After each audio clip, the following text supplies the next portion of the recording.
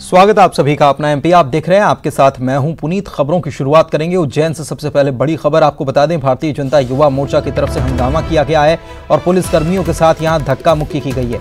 आपको बताएं कि सतना में एक नाबालिग से रेप का मामला सामने आया था और इसका विरोध करने के लिए ये पहुंचे थे। कांग्रेस पदाधिकारी पर आरोप की वजह से सियासी रंग इस पूरे मामले ने ले लिया है। हालांकि कांग्रेस कह रही कि वो कांग्रेस का प्राथमिक सदस्य भी नहीं है, लेकिन इसके बावजूद भारतीय जनता युवा मोर्चा इस पूरे मामले में प्रदर्शन करने के लिए पहुंच गया और यहां पर पुलिस कर्मियों से धक्का मुक्की भी हुई है।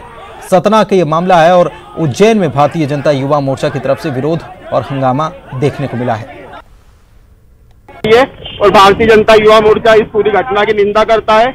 हम इसका निषेध करते हैं और आरोपी को कड़ी से कड़ी सजा मिलना चाहिए। आपके कार्यकर्ताओं ने पुलिस से हाथापाई करने की कोशिश की है और झड़प भी हुई है, क्यों किया? हम पुतला दहन कर रहे थे, उस बीच में कुछ बातचीत हुई है, हम उसको बैठ के सुलझा लेंगे। यहाँ पुतला दहन के दौरान वो जैसे आखिरी में जो जलाते हैं और जलने के बाद बुझाते हैं, तो उनका द्वारा कहा गया कि भाई अभी से मत बुझाओ, जलने दो इसको। इसी बात को लेकर इन्होंने थोड़ा सा धक्का मुक्की हुई।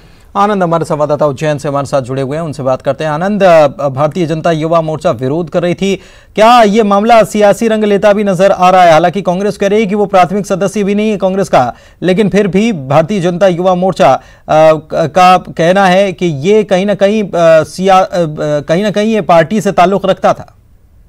बिल्कुल, देखिए इसी को लेकर जो है आज भारतीय जनता युवा मोर्चा के जो कार्यकर्ता हैं उन्होंने उज्जैन के टावर चौक पर एक जो है धरना प्रदर्शन किया और उसके बाद जो है कांग्रेस का जो है यहाँ पर पुतला जलाने की कोशिश की। लेकिन जैसे ही कांग्रेस क्या पुतला जलाने के लिए ये लोग जो भारतीय जनता युवा मोर्चा के कुछ कार्यकर्ता ये लोग लेकर आए, उसके बाद पुलिस कर्मियों ने उस पुतले को छिनाने की कोशिश की और इसी बीच दोनों तरफ से जो है छीना झपटी हो गई।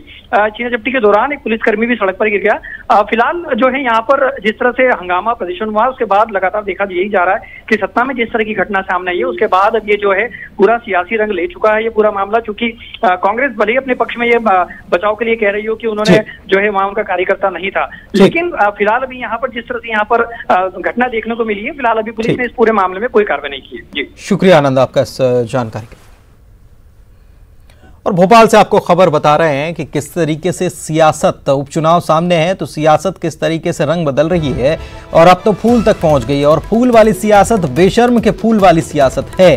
किसानों पर बेशर्म वाली सियासत हो रही है कि किसान कांग्रेस के नेताओं को बेशर्म के फूल दिए जाएंगे। कृषि मंत्री कमल पटेल के बंगले पर बेशर्म के फूलों से स्वागत किया जाएगा। बीजेपी के कार्यकर्ताओं ने ये तैयारी कर ली है कि बेशर्म के फूल लेकर ये रिवेरा टाउन पहुंचे हैं। किसान कांग्रेस ने कृषि मंत्री कमल पटेल के बंगले का घेराव करने का ऐलान कर दिया है और इसके पहले भारतीय जनता, चूंकि उपचुनाव सामने है तो हर दांव खेला जा रहा है। किसान कांग्रेस घेराव करे उसके पहले ही भारतीय जनता पार्टी ने घेराव करने की तैयारी कर ली है और बेशर्म के फूल लेकर भारतीय जनता पार्टी के कार्यकर्ता पहुंच गए हैं यहां कृषि मंत्री के बंगले के बाहर।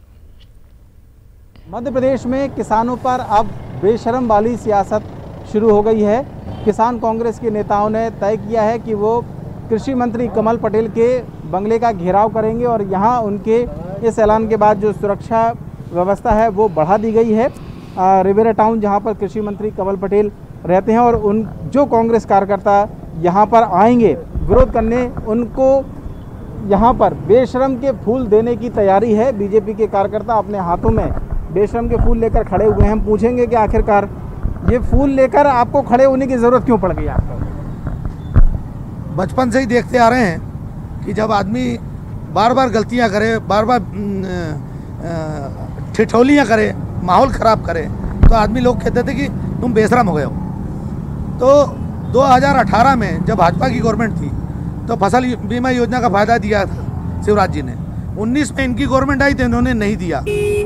19 की गवर्नमेंट, इनकी गवर्नमेंट जैसी गई, जैसी हमारी गवर्नमेंट दोबारा आई, फिर शिवराज जी ने दिया 20 में और फिर अभी दोबारा फिर दिया। 3 बार दे चुके हैं अभी तक। मतलब मेरा ये कहना है कि जो आदमी बेशरम हो जाए तो उसको बेशरम के फूल से ही स्वागत किया जा सकता है, जाना चाहिए। ये आप देख सकते हैं कि तमाम जो कार्यकर्ता हैं बीजेपी के वो सभी अपने हाथों में बेशर्म के फूल लेकर खड़े हुए हैं और उनका कहना ये है कि जब किसान कांग्रेस के नेता यहाँ पर आएंगे विरोध करने के लिए तो फिर उनका जो स्वागत है वो इन्हीं बेशर्म के फूलों से किया जाएगा, क्योंकि कांग्रेस के नेता बेशरम की तरह ही अपना रवैया दिखा रहे हैं, ऐसा आरोप इन बीजेपी कार्यकर्ताओं का है। कैमरामैन अनिल के साथ शरद श्रीवास्तव, न्यूज़ 18 भोपाल। और शरद हमारे सहयोगी हमारे साथ फोन लाइन पर भी जुड़े हुए हैं, उनसे बात करते हैं। शरद, मैदान भले ही भोपाल में नहीं है उपचुनाव का, लेकिन उसके बावजूद हर तरफ से, हर वो जगह जहां मुमकिन है सियासत और जहां मुमकिन है कहीं ना कहीं चुनाव पर असर होना, हर उस जगह का ध्यान रखा जा रहा है। इसी के तहत किसान कांग्रेस ने यह तय किया कि पहले जाएंगे, घेराव करेंगे। हालांकि कृषि मंत्री तो बंगले पर है ही नहीं, लेकिन दूसरी तरफ बीजेपी ने भी तैयारी कर ली कि आइए हम आपका स्वागत करेंगे बेशरम के फूलों से। बिल्कुल, देखिए ये दरअसल हमेशा से रहा है कि चाहे चुनाव लोकसभा का हो, चाहे विधानसभा का हो या चुनाव ना भी हो, किसान हमेशा से राजनीति के केंद्र में रहते हैं। उन्हें कितना फायदा किस सरकार की योजना से मिला ये और बात है, लेकिन कभी भी चुनाव हो वो किसान केंद्र में जरूर रहते हैं। और यही वजह है कि आज जब कांग्रेस ने यह तय किया कि वो किसानों की समस्याओं को लेकर कृषि मंत्री कमल पटेल का बंगले का जो बंगला है, जैसा आपने कहा कि वो बंगले पे है नहीं, ये बात सही है, लेकिन फिर भी राजनीतिक तौर पर क्योंकि वो कृषि मंत्री हैं, लिहाजा कांग्रेस ने उनके बंगले का घेराव का ऐलान किया। और उससे पहले ही बीजेपी एक्टिव हुई और बीजेपी कार्यकर्ताओं ने यह तय कर लिया कि अगर कांग्रेस के कार्यकर्ता बंगले पर पहुंचते हैं, क्योंकि वहां सुरक्षा व्यवस्था भी कड़ी कर दी गई है, तो फिर उनका स्वागत बेशरम के फूलों से किया जाएगा। और ये बेशरम के फूल उनको इसलिए दिए जाएंगे क्योंकि कांग्रेस जिस तरीके से रवैया अख्तियार कर रही है या किया उन्होंने अपनी 15 महीने की सरकार में, वो एक तरीके की बेशरम की ही तरह था। लिहाजा उनका स्वागत भी उन्हीं फूलों से किया जाना चाहिए। तो ये तो राजनीतिक हथकंडे हो सकते हैं एक दूसरे पे आरोप प्रत्यारोप के, लेकिन बड़ा सवाल यही है कि किसान हमेशा से केंद्र में रहता है राजनीति के, भले ही उसको उतना फायदा न मिले जितने का वो हकदार है। बिल्कुल, जितने का वो हकदार है उसको फायदा ना मिले। किसान ये सब कुछ देख भी रहा है कि क्या चल रहा है। शुक्रिया आपका शरद इस जानकारी के लिए। नरसिंहपुर से खबर, बड़ी खबर, टावर पर एक हंगामा देखने को मिला है। युवक ने हाई वोल्टेज ड्रामा कर दिया, टावर पर चढ़ गया। साईखेड़ा में मोबाइल टावर है और यहां पर ये युवक चढ़ गया। पुलिस ने युवक को टावर से उतार लिया है। बताया जा रहा है कि मानसिक रूप से ये कमजोर युवक है और ये यहां पर चढ़ गया था। किस वजह से चढ़ा था ये तो अभी साफ नहीं हो पाया, लेकिन ये काफ़ी देर तक ऐसे चढ़ा रहा तो लोग जो नीचे देख रहे थे उनकी भी जान अटकी रही कि कहीं ऐसा ना हो कि कोई हादसा हो जाए। हालांकि पुलिस ने बड़ी मुश्किल से इस शख्स को समझा बुझाकर नीचे उतरवा लिया, लेकिन काफ़ी देर तक ये हंगामा चलता रहा। देखिए, एक तस्वीर ऊपर चढ़ा हुआ युवक नज़र आ रहा है और दूसरी तस्वीर देखिए, पुलिस के समझाने के बाद ये युवक नीचे भी आ गया, टावर से इसे उतार लिया गया। इसकी मानसिक स्थिति ठीक नहीं बताई जा रही है, ऐसा कहा जा रहा है। आशीष हमारे सहयोगी हमारे साथ जुड़े हुए हैं फोन लाइन पर, उनसे जानकारी लेते हैं इस पूरे मामले को लेकर। क्या है ये पूरा मामला आशीष, क्यों चढ़ गया था ये? पुनीत जी, मानसिक रूप से कमजोर तो है ही, साथ में सबसे बड़ी बात यह कि अभी जो हालात हैं, पिछले हमने लगभग 10-12-15 दिन पहले भी देखे थे, नरसिंहपुर शहर में भी ये हालात बने थे। तो ये कहीं ना कहीं कंपनियों की एक बड़ी लापरवाही है कि किस तरह से टावर को खुला छोड़ दिया जाता है, जबकि किसी ना किसी को तैनात वहां होना चाहिए, कोई एक बंदा होना चाहिए आपका जो इस तरह की घटनाओं को अंजाम देने के पहले रोक सके, लोगों को चढ़ने के पहले ही रोक सके, लेकिन ऐसी कोई व्यवस्थाएं वहां नजर नहीं आई। और ये जो युवक बताया जा रहा है, ये साईखेड़ा के केशवानंद वार्ड में ये BSNL का टावर बताया जा रहा है, जिसपे लगभग 100 फीट से ऊंचाई का ये टावर था, जहां ये चढ़ा। मानसिक रूप से कमजोर है, तो माँ से जब उसकी बात हुई तो माँ ने बताया कि ये पहले भी चढ़ चुका है और ऐसी हरकतें ये करता रहता है। लेकिन जिस तरह से लोगों के वहां प्रबुद्ध लोग जुड़े और उन्होंने आग्रह किया, निवेदन किया और उसकी भांजी जो है, भांजी से बात कराई, भांजी ने समझाया कि मामा आप उतर आइए, कोई दिक्कत नहीं होगी, कोई परेशानी नहीं होगी। समझाने बुझाने के बाद करीब करीब 1 घंटे तक ये ड्रामा चला है और बड़ी मुश्किल से इस युवक को नीचे उतारा जा सका है। लेकिन बड़ी बात यह है कि पुनीत, ये आप देखिए, मानसिक रूप से विक्षिप्त यदि छलांग लगा दी तो कहीं ना कहीं ये बड़ी लापरवाही होगी, बड़ी कोताही होगी। और उसके लिए फिर क्या व्यवस्थाएं होंगी। इस समय कोरोना के दौर में बड़ा कठिन दौर वैसे ही चल रहा है, लोग मेंटल रूप से थोड़े से परेशान वैसे ही चल रहे हैं। तो ऐसे दौर में कहीं ना कहीं जरूरी है कि जो टावर कंपनियां हैं उन्हें अपनी सुरक्षा, उन्हें अपनी व्यवस्थाएं प्रॉपर करना चाहिए। शुक्रिया आपका इस जानकारी के लिए। तो व्यवस्थाओं को अगर दुरुस्त कर दिया जाए तो ऐसी घटनाएं ना हो, क्योंकि जो जानकारी निकल कर आई है वो ये बताया जा रहा है कि इसकी युवक की मां ही बता रही है कि पहले भी वो ऐसा कर चुका है, ये दूसरी दफा है।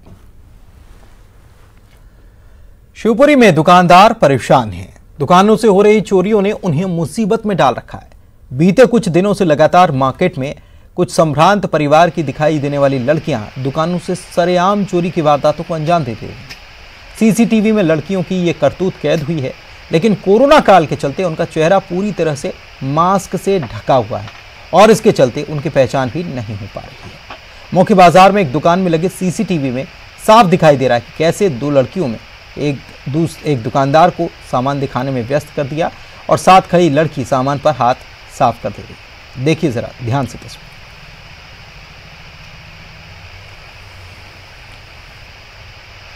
तो ये पूरा नकाब ओढ़ रखा है और पहले से ही तय कर रखा है, पहले से ही मालूम है कि इनको करना क्या है, इसीलिए पूरा ही चेहरा ढक रखा है। मास्क नहीं लगा रखा बल्कि पूरा चेहरा ढक रखा है ताकि पहचान न हो सके और इसी तरीके से ये वारदातों को अंजाम दे रही हैं। कई शिकायतें सामने आ चुकी और ये नकाबपोश चोरियों का पता लगाने में पुलिस भी अभी उसे भी कामयाबी नहीं मिल पाई क्योंकि पूरा चेहरा ढका हुआ है, इसलिए पहचान नहीं हो पा रही। लेकिन पुलिस कह रही है कि बहुत जल्द ये धर ली जाएंगी।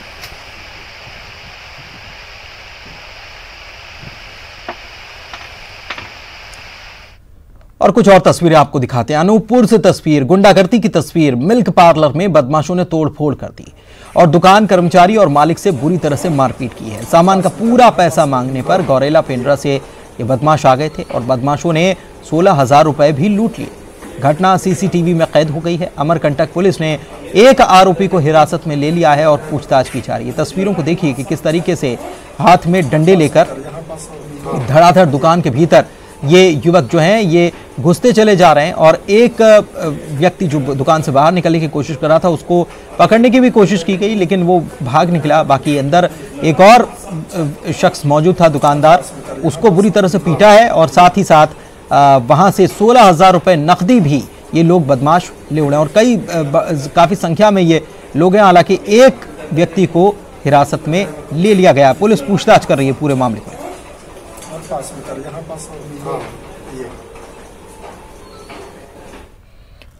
आगे बढ़ेंगे। धार से खबर आपको बताते हैं जहां पर पहाड़ी झरने के नाले में कार बह गई और ऐसा लगा जैसे कोई खिलौना कार हो। ये किस तरीके से बह गई ये तस्वीर देखिए।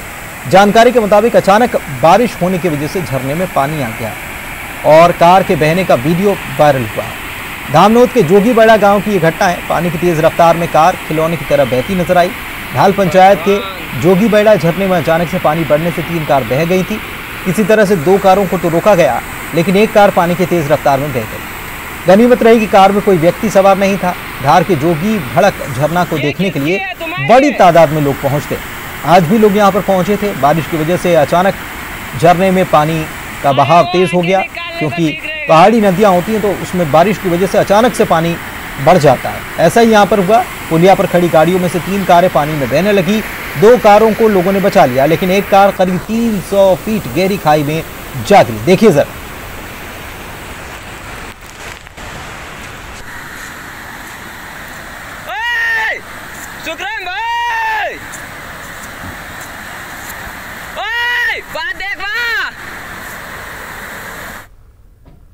और चलिए आगे बढ़ते हैं और अगली खबर की बात करते हैं। रीवा से खबर आपको बता रहे हैं। क्योटी जलप्रपात में जो हादसा पेश आया था इसके बाद एनडीआरएफ की टीम ने 4 शवों को निकाल लिया है। लापता 2 लोगों की तलाश अभी भी की जा रही है। मौके पर पुलिस मौजूद है, एनडीआरएफ का अमला मौजूद है। ये लोग पिकनिक मनाने के लिए गए हुए थे और नहाने के दौरान ही यहाँ पर हादसा हो गया और इसकी शिकायत हो गई।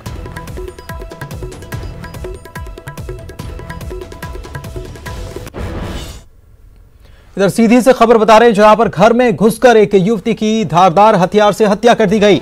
धारदार हथियार से मर्डर किया गया है। घटना के बाद आरोपी फरार हो गया है। पुलिस मौके पर पहुंच गई है। पनवार गांव का यह पूरा मामला है, जांच की जा रही है। हालांकि क्या वजह उसके पीछे रही ये अभी तक साफ नहीं हो पाया लेकिन साथ में स्निफर डॉग को लेकर पहुंची है ताकि पता चल सके कि कौन व्यक्ति इसके पीछे था और कितने लोग थे। घर में घुसकर इस वारदात को अंजाम दिया गया है।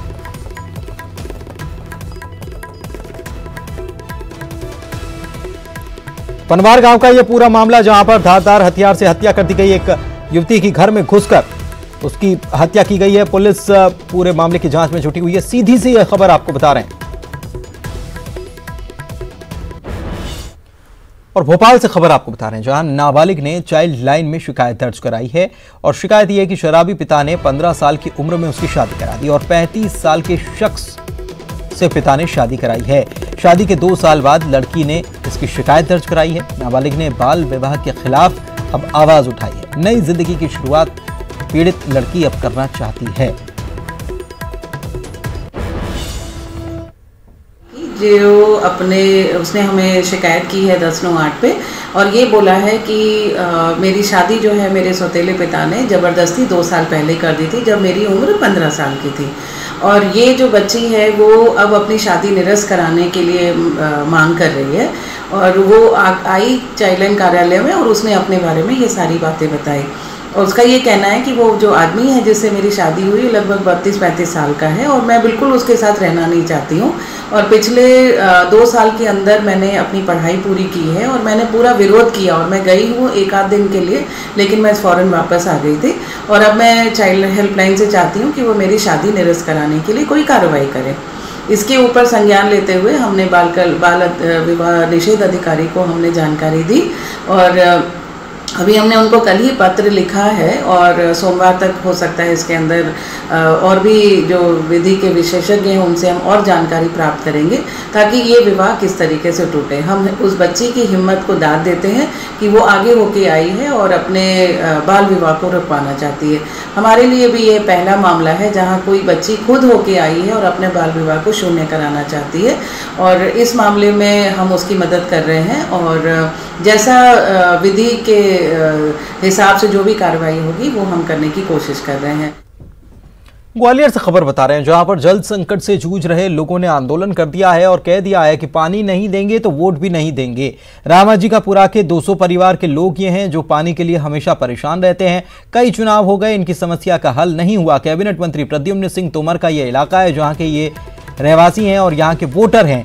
इन्होंने कह दिया है कि जब तक इनके पानी की समस्या का हल नहीं होगा ये वोट भी नहीं करने वाले। तो लोगों ने आंदोलन खड़ा कर दिया है और 200 परिवार हैं यहाँ के जिन्होंने पानी से परेशान होकर पानी की परेशानी को देखते हुए यह आंदोलन खड़ा कर दिया है। एमपी में उपचुनाव को लेकर सियासी सरगर्मी लगातार तेज हो रही है। दोनों पार्टियां बीजेपी कांग्रेस अपनी अपनी तैयारी को अंतिम रूप देने में जुटी हैं। सीएम शिवराज का तूफानी दौरा चल रहा है और इसी क्रम में आज वे मुंगावली और महंगाव का दौरा करेंगे। खास बात यह है कि उनके साथ पूर्व सीएम उमा भारती भी साथ रहेंगी। दूसरी तरफ कांग्रेस की तरफ से पीसीसी चीफ कमलनाथ ने मोर्चा संभाल रखा है। बीते 2 दिनों तक उन्होंने रैलियां की, चुनाव प्रचार किया और आज उपचुनाव की रणनीतियों पर मंथन किया जाएगा। एक अहम बैठक रखी गई है।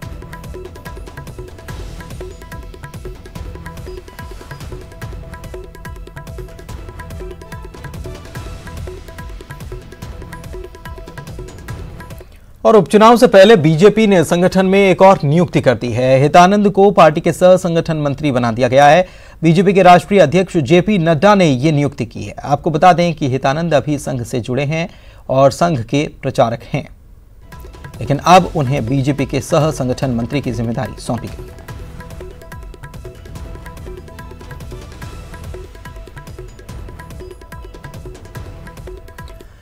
नाबालिग लड़की को नशीला पदार्थ खिलाकर उसके साथ दुष्कर्म और अश्लील वीडियो बनाने के मामले में गिरफ्तार सतना के आरोपी सिकंदर के मामले में पुलिस ने प्रेस कॉन्फ्रेंस की और बड़ा चौंका देने वाला खुलासा किया। एसपी ने प्रेस कॉन्फ्रेंस में सनसनीखेज खुलासा किया। आरोपी के पास से बीजेपी के कद्दावर नेताओं के फर्जी लेटर पैड मिले हैं। 50 लाख रुपए से ज्यादा के ब्लैंक चेक भी से मिले हैं। इसमें महिलाओं के दस्तखत हैं। सभी आरोपियों के खिलाफ थाने में 4 अलग अलग मुकदमे दर्ज किए गए हैं। पुलिस आज सभी को कोर्ट में पेश कर रिमांड पर लेगी। आरोपी सिकंदर थाईलैंड और मलेशिया की यात्रा भी कर चुका है। इसे जब्त किए गए उससे आधार पे बहुत सारे साक्ष्य मिलने पे इनके ऊपर 4 और एफआईआर सतना पुलिस ने इस आरोपी के ऊपर किया है रेप के अलावा, जिसमें 2 420 के केसेस है, जिसमें एक में राजनीतिक नेताओं के फर्जी लेटर पैड का उपयोग करते हुए ट्रेन टिकट के जो कोटा के माध्यम से रिजर्वेशन कराना पाया गया। बहुत सारे फर्जी लेटर पैड और उनके सिग्नेचर का जो कट एंड पेस्ट जो दूसरे डॉक्यूमेंट से करके रखा था, ये सब पुलिस को मिली है। तो इस मामले में एक बड़ा खुलासा पुलिस ने यह किया है कि इसके पास से राजनीतिक दलों के लेटर पैड मिले हैं और बीजेपी के कद्दावर नेताओं के लेटर पैड इसके पास मिले हैं, जो फर्जी बताए जा रहे हैं और जालसाजी तरीके से ये छपवाए गए थे और ये इनका इस्तेमाल भी किया करता था। इसके अलावा और भी कई चौंकाने वाले खुलासे हुए हैं। ब्लैंक चेक मिले, 50 लाख रुपए के चेक इस शख्स के पास से मिले हैं और ये भी जानकारी मिली है कि ये थाईलैंड की यात्रा कर चुका है, विदेश भी जा चुका है। तो ऐसे में पुलिस अब पूरे मामले में और छानबीन और पूछताछ करने में जुटी हुई है। आज उसे कोर्ट में पेश भी किया जाना, उसके बाद पुलिस और ज़्यादा खुलासा हो सके और ज़्यादा इससे जानकारी जुटाई जा सके, इसके लिए शायद रिमांड पर भी ले सकते हैं। शिवेंद्र हमारे सहयोगी हमारे साथ जुड़े हुए हैं, उनसे पूरे मामले में अपडेट ले लेते हैं। शिवेंद्र, इस पूरे मामले में नई और क्या जानकारी? न्यायालय में पेश किया जाएगा, क्योंकि पुलिस ने परसों इसको गिरफ्तार किया था और 2 दिन की रिमांड ली थी। इसके बाद आज इसको पूरा रिमांड समाप्त हो जाएगी और इसको न्यायालय में पेश किया जाएगा, जहां पुलिस का कहना है कि एक या 2 दिन के लिए और रिमांड मांगी जाएगी, क्योंकि ये बड़ा नेटवर्क है।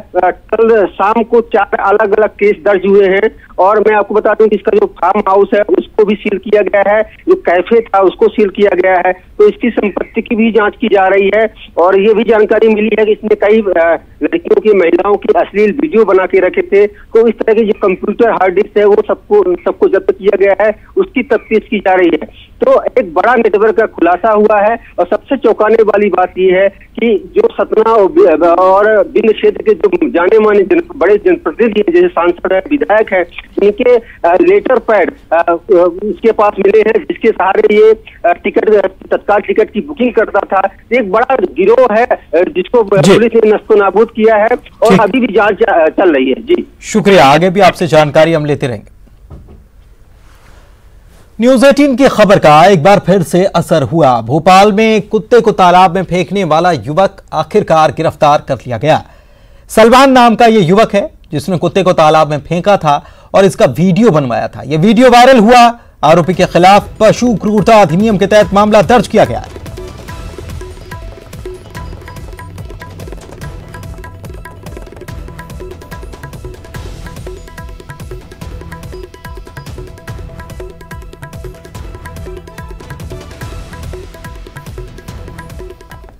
छतरपुर से खबर आपको बता रहे हैं, जहां पर बदमाशों के हौसले किस कदर बुलंद है इसकी तस्वीर सामने आई। युवक की बुरी तरह से पिटाई की गई है और घर के बाहर फायरिंग भी की गई है। फायरिंग के बाद घर पर पत्थर तक बरसाए गए। सीसीटीवी यहां लगा था, पूरी वारदात कैद हो गई।